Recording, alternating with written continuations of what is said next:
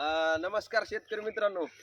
तर आपलं इथं लय घाण झालते. समजा आपण इथं पाणी जर सोडलं तर इकडं पाणी जात नव्हतं आपलं वड्यामध्ये. आपलं वळण सगळं खाली जायचं, माती वाहून. हे झाडं झुडपं लय वड्याच्या कडे झालते मित्रांनो.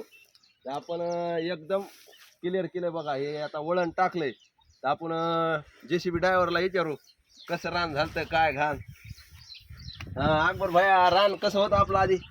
तुमच्या रानाची सगळी मोहमाया संपली होती आणि इथं झाडं खूपच झालते. झाडं खूप झाल्याच्या वगानं काय झालं, ते रान बांधाच्या कडीनं बरंच पडक पडलेलं होतं. हो हो. पडक पडलेलं होतं तर त्याच्यामुळं काय झालं, वळण बी नव्हतं ह्याला. वळण नसल्यामुळं काय झालं, रानातली माती का सगळी वड्यात घसू लागली होती आणि वड्याची रुंदी जास्त होऊ लागली होती.